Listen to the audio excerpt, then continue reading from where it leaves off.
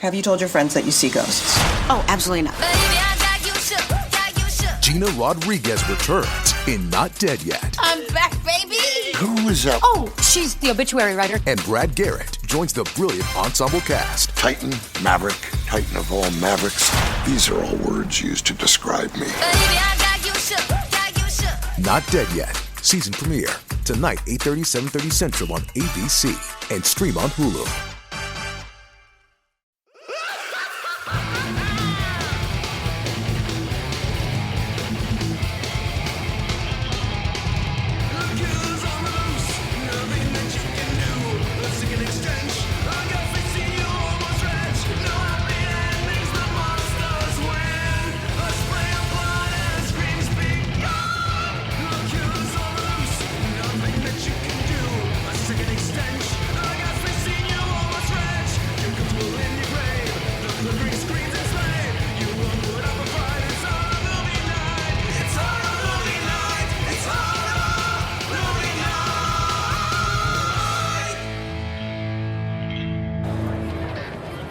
Hey guys, I'm here at San Diego Comic-Con. As you've been seeing, I've been dropping out these random mini episodes talking to different people in the horror genre in some way, shape, or form.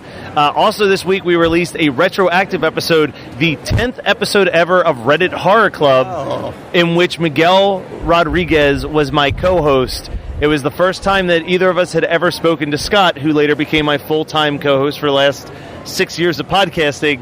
And Miguel is here at Comic-Con. He's promoting Horrible Imaginings, so I wanted to sit down and help him out a little bit. Did you say this was the radioactive podcast? The retroactive. Retroactive. Yeah. Retroactively radioactive. Radioactive, with growing extra limbs and shit. Yes, I have my extra limbs. They're just not visible because they are currently in my butt. That's a good spot for them. So you can't see them. They're covered by my pants. So this is a bad time to talk about the fact that you're a dad now.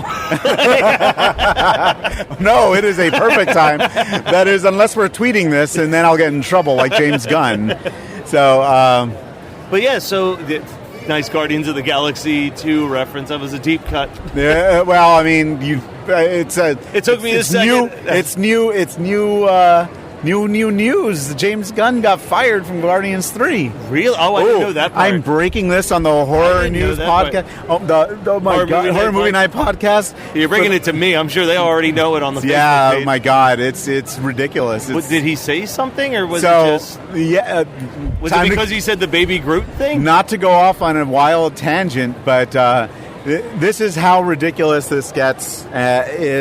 So in 2008, 9, 2010, James Gunn, his Twitter repertoire included some tweets that were jokes, but they were kind of, in true James Gunn former Troma fashion. I was going to say, a former Troma employee who made, like Slither Romeo and Juliet. Super and shit like that. Just happens to make jokes, admittedly offensive jokes, often involving things like pedophilia or the Holocaust or whatever. Yeah.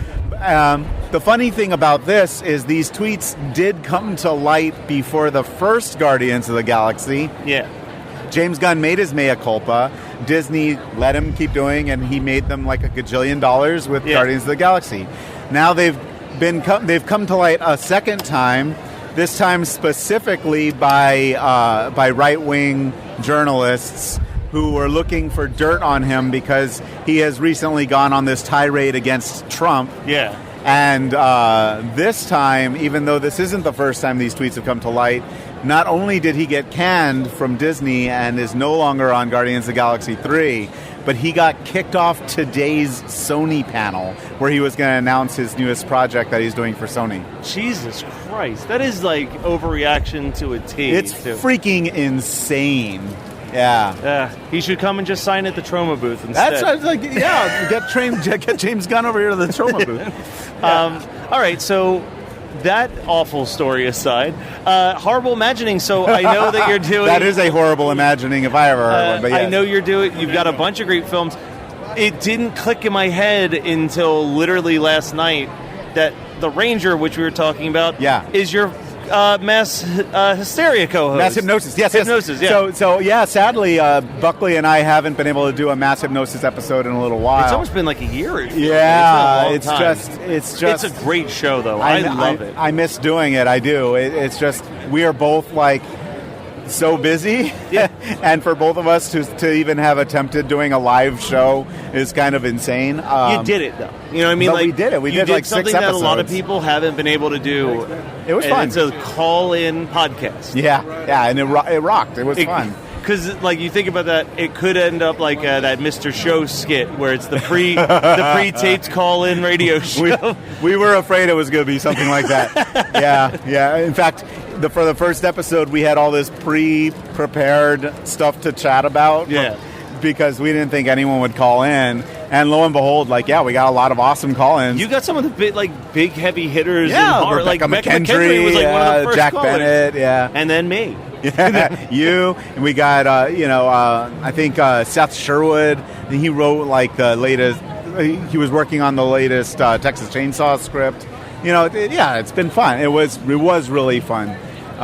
It's not dead though. It's just on a hiatus I would like until for time it comes not around. to be dead. I would like for it not to be dead. I think it's cool if it's a special, even if you did it once a year as like a special big. Oh, you hear blowout. that, Heather? All right. I think that's possible because Heather still texts me and says our next episode should be about this. And I'm like, okay. Or like quarterly something. You can find a way to do it. She's she produced The Ranger, and now she's working. I don't want to give anything away, but I know she's working on her next producing project. That's awesome. That's all I'll say.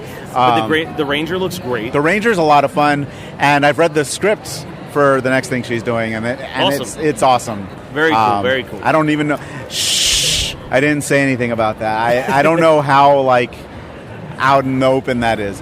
But, I mean, all you're saying is this person who has a successful project is making another project. That's not really groundbreaking news in journalism. Just someone is working. So, what year? This is 9. 9. I was gonna say it's close to 10, right? Next year will be year 10. Yeah. You gonna do you gonna do double wide for year 10? I have no idea. A whole week long. I don't know what it's going to look like. I'm signing bills for you right now. If we did a week long, we'd end up homeless probably. But with the name of art. In the name of art and science. I don't know what it's going to be like next year, but I would like it to be something that is special and takes it to the next level. This year is going to be kind of a testing ground for that because we're in a new city. So next year you'll do it bi-coastal. You'll come to Philly. I've actually Orange toyed. County. I've toyed with this idea. Of doing it bi-coastal. I don't know where it would be. Philly would be interesting. Well, I was going to say where you should do it, if you don't mind me plugging in a little area near me, Phoenixville. Phoenixville, just outside of Philadelphia. It's where the original Blob was shot. They still have the Colonial Theater that was up and actually running. The reason I was going to be hesitant about Phoenixville is they have Blobfest. I was at Blobfest right before the convention, which is an amazing show. That it being so far away depresses me because that theater's great and that show is amazing. I watched the running of the Blob, and then I went to bed and flew into L.A. the next morning. Bummer, man. Well, my friends Chris and Melissa Martino were there too. Nice. So I get to kind of vicariously see the videos Blobfest through them.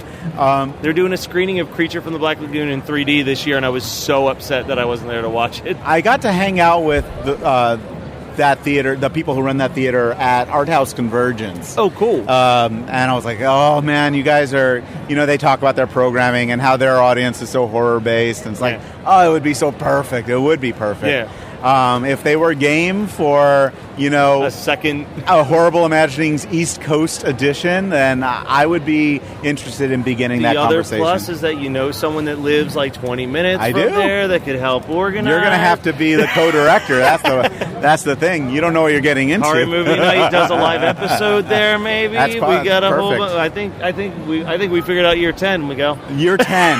That's coming pretty soon. That's real ambitious of me. I know. Let's talk about year 11 or 12. One way we could get our foot in the door is if we did a best of like one night thing and see how it goes. Oh, that would be And fun. then- Just like hear some of the best horrible imaginings and see if people care. And we could do Atlantic horrible imaginings. Yeah. Yeah, after that. And just keep growing. You could just do it and pay me $1 million a year. Yeah. It just turns, horrible imaginings can be the horror film festival version of Warped Tour. Oh my God. That structure that crumbled this Yeah, year. I was going to say.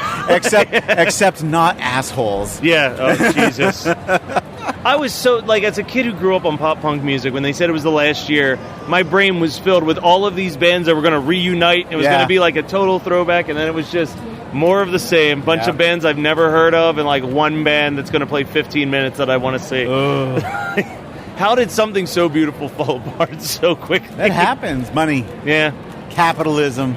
It's the worst. It is. So, where can people go to find out some information about Horrible Imaginings? Where can people go to see these shows? Where, all of that good jazz? It's a big question.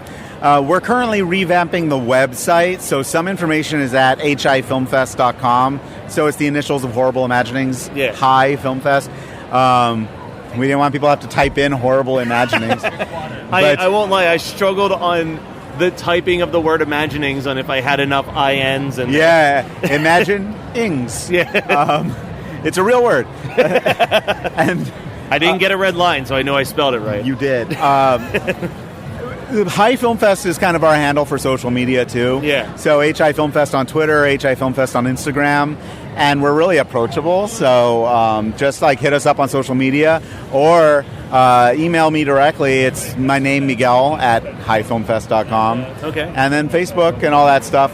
But the fridacinema.org is the website address of our new venue. The Frida, Frida Kahlo. So check that out, and if you're in the area, Horrible Imaginings is coming out, but they do amazing programming year round, and they very much cater to a cult and genre cinema crowd. In fact, we are sponsoring a free screening of Killer Clowns from Outer Space on August 10th, so that's coming up even earlier than Horrible Imaginings. And then our friends at Horror Buzz are co-presenting a double feature of the delightfully romantic double feature, Necromantic and Necromantic 2 by Jort Buttgereit. So I'm looking forward to those delightful films. No words for that double feature. It's the ultimate date night, you take your date and you see Necromantic, and then you break up. Well, if you break up after that, then it wasn't the right person. I'm happy to say my wife Tiffany will be there with me, and we will enjoy the just bring the baby. It's a family event. The family event. Bring the kids. Miguel, it's great seeing you. I wish we see each other more than just this 1 week every year. I know, but that's kind of what makes Comic-Con Comic-Con. But yes, I do wish it was more often. Is the podcast coming back? I know it comes out sporadically. Yeah, God damn it.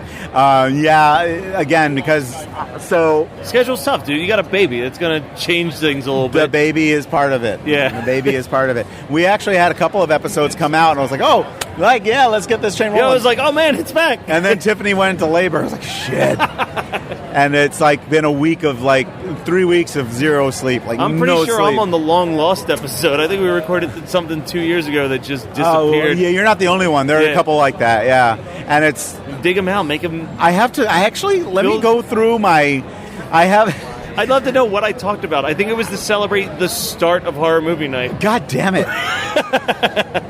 My Sterling, who is one of our, he's one of our operations outreach people. What I wanted. He did a couple of episodes. Yeah. And I don't even know where those went right yet. So I have a file on Dropbox called Stray Sound Files. And there's 300 files in there of various things that just make them exclusives. Make people pay for them, and then the money can finance the High Film Festival. They're for our Patreon donors. Yes. Yeah, there you go. I donate to listen to myself, but I'm egotistical. Yeah, there you go. We all are. That's why we do this, right? All right. Well, thank you so much, Miguel. Hey, thanks for coming by the booth. If you want to talk again, we'll be here through Sunday.